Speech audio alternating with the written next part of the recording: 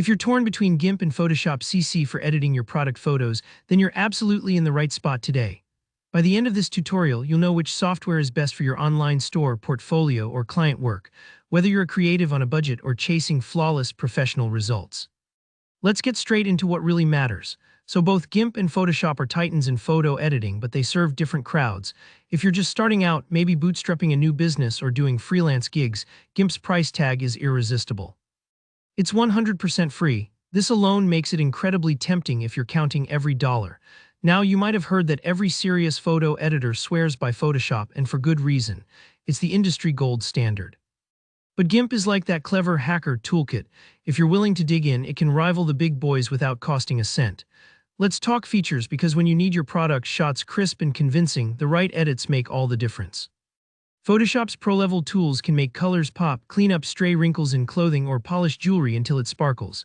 Much of this comes down to AI-powered features, think Select Subject, where Photoshop intelligently isolates your products from cluttered backgrounds.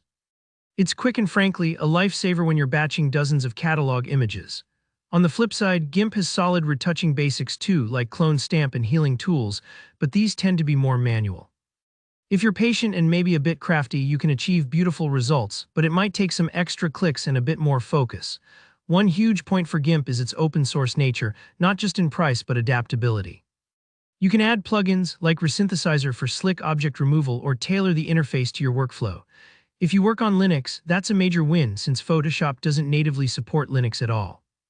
No fussing with tricky virtual machines or workarounds, GIMP just works. Plus, there's a huge active community around GIMP. If you ever get stuck or want to master a new skill, forums and YouTube are packed with tutorials, tips, and real user advice. But let's be candid, GIMP's not perfect for every scenario. It falls short on things like CMYK color mode, which can be a showstopper if you're printing catalogs and want those colors absolutely precise.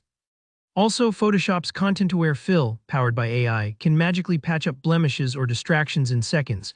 GIMP needs you to finesse those fixes manually. Where Photoshop really flexes its muscle is in workflow efficiency. Its Actions feature lets you automate repetitive tasks across hundreds of images. Imagine batch editing your whole product line while you grab a coffee. This is the sort of luxury that big agencies and studios pay for. Photoshop also saves files in PSD, which is the industry standard when you're collaborating with designers or sending to clients. GIMP's XCF format works fine, but you might have to juggle exports if you're part of a bigger team. Now let's talk cost. Photoshop subscription runs $20.99 a month. Sure, it stings a bit if you're a small business or solo editor, yet for professional agencies, the expense pays for itself in speed and polished results. GIMP, in contrast, remains completely free. No catch, no hidden trials, and definitely no anxiety waiting for a renewal notice. Finally, think about the learning curve. Photoshop has a steep ramp-up, but countless tutorials exist, not just from Adobe, but also from YouTube creators. Investing time here is worthwhile if you see yourself working long-term in photo editing. GIMP takes some getting used to, especially since its interface can feel a bit dated and some tools are buried in menus. Ultimately, the best choice depends on your needs and your budget. If you need top-tier edits for professional catalogs and have the cash and hardware, Photoshop is hard to beat. If you're a hobbyist, student, or open-source advocate, GIMP offers amazing value. Thanks for watching. If you found this comparison helpful, please hit that like button and let me know in the comments which tool you're leaning toward, or share your own photo editing stories or questions below. Subscribe if you want more head-to-head reviews and practical tutorials. See you in the next video.